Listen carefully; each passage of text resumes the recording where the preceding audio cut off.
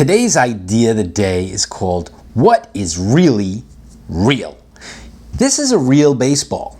Looks like a baseball. It's got rolling written on it.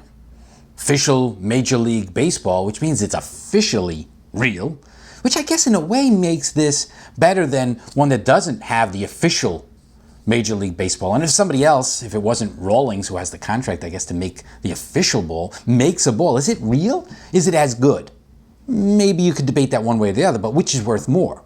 Well, probably this one because it's real. It's got the official seal on it. But here's something that'll throw you off a little bit. Well, normally this might sell for, I don't know, $10, $5. I don't even know. I haven't bought a ball in a while. But let's just say it costs $10 just to make it really big. It's a really good ball. Wait a minute. Spin it around. It's got Hank Aaron's signature on it.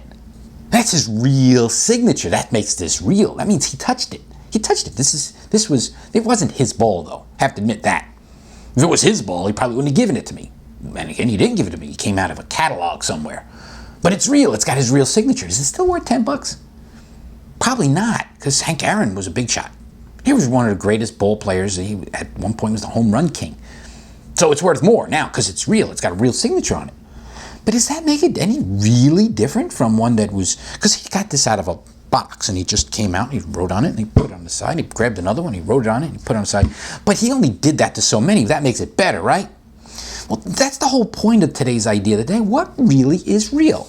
Here's a historic situation. On the Apollo 15 mission, the folks at NASA and the government, they thought it'd be a cool thing to make a small number of pieces of mail special by letting the astronauts bring up into space a bunch of envelopes and commemorative postcards and have them have a special commemorative seal, a postal seal, that canceled the stamp while it was in space. That was the premise. That made that particular piece of paper special because it actually traveled to space and came down. But then somewhere along the line, someone got wind of that, and the astronauts were allowed to have a small number of them, but they actually found a large pile of them, and they made a whole bunch of them. I don't remember the exact count, but they actually made $300,000. Now, we're talking in 1970s money. $300,000 off of additional pieces of mail, which they, by the way, got into trouble over. But they got into trouble because they stamped those pieces, which theoretically made the first batch less valuable because they also got stamped. They were stamped while in space too, and they sold them for $1,000 or whatever it is a piece, which makes them special. But what would make those particular pieces of paper real? What made them special? But the fact they were in space? Well, here's this. Take it to another level. Let's just say if the astronauts wanted to be, let's say they're just being a little, I don't know, they didn't want to get into too much trouble of playing with the amount of weight in the space ship, the rocket. So they made an extra 1,000 of them and they left them at home. And maybe they stamped them before they took off. And of course they took off with the ones that they were supposed to do, and then they landed and they took the ones they did before and they sold those. Well, all right. They didn't go into space, but they were using the same stamp that was going to be used the next day in space. Wait a minute. What if the astronauts waited to the day after they landed, took that same rubber stamp, stamped those 1,000 little pieces? Now they could say that that piece of paper has now been stamped by the stamp that was in space. And if somebody finds one of those stamps today, for example, the rubber stamp that is, and then restamps a whole bunch of new things, they could say that that new piece of paper that they have now in their hands is better than other people's pieces of paper because it was stamped by the rubber stamp that was in space at one point. Now, it might not have been stamped while in space, but it was stamped by the stamper that was used in space. Do you know what I'm saying here? So essentially what I'm getting to is what really makes something real? What makes it special? Why is this ball any different? When you go to Macy's and you buy a pair of pants and it costs you $50 or $40 or whatever it may be, and you then say, well, here's a pair of pants, the exact same pair of pants that was owned by, I don't know, Clint Eastwood. Clint Eastwood owned these pants. Now, they're suddenly worth something. But are they? Is there some essence of Hank Aaron on this ball? Is there some essence of space on those envelopes? Is there some essence of Clint Eastwood on those pants? what makes me think of this is those situations where there's a game played ball and somebody catches it. And it happens to be better than, again, the ones you buy in the store because it was used in an actual game. That actually makes it a little better to me than this, but there's no signature on that.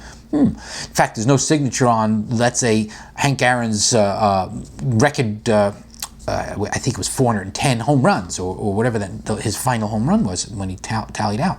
But whoever might have that ball has a very valuable ball. And I remember, this sort of thing happens again and again. Sometimes some special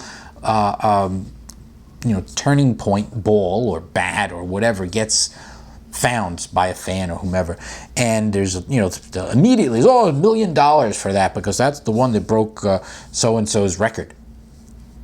Is it really that much better than the regular ones? What made that special? I mean, if let's just say that particular item just fell into a warehouse somewhere, and they know that somewhere in the building is that bat, that ball, whatever it may be. I just find it kind of odd, and that's maybe why I'm rambling so much, that people are putting so much value into things that somebody has touched or something. I mean, look, I know there's like historic things, like if somebody finds the gun that shot Abraham Lincoln, they'll put it in a museum somewhere.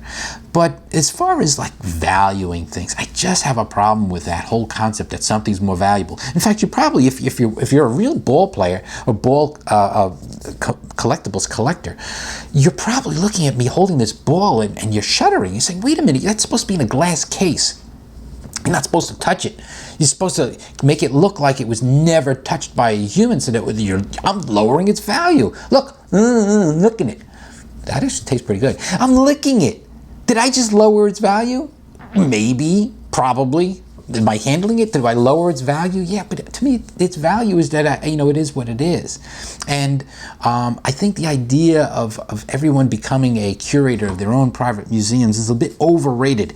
This ball to me is special, not because it says Hank Aaron's name on it. That is not what made this ball special to me. My mother gave me this. That's why it's special to me. I don't care if Hank Aaron signed it or not. My mom gave me this ball, and that is much more valuable. And of course, that makes it valuable only to me, but not to everybody else. And that means that I can touch it. I can do things, but I don't have to worry about diminishing its value. Because to me, a value is something that truly means something to you, not because just some celebrity or some historic event happened to it. So I know I'm rambling and I'm running a little longer than normal, but it's one of those things I think people should really think about. What really is valuable? What really is real? And that's today's Idea of the Day. So hey, thanks for watching.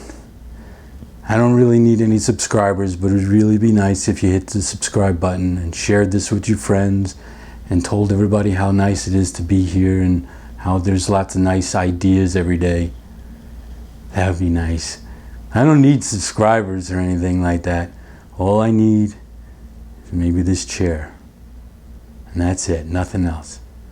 Except maybe this paddleball game, the remote control, the ashtray, and the lamp. But that's it, I don't need anything else. Thanks.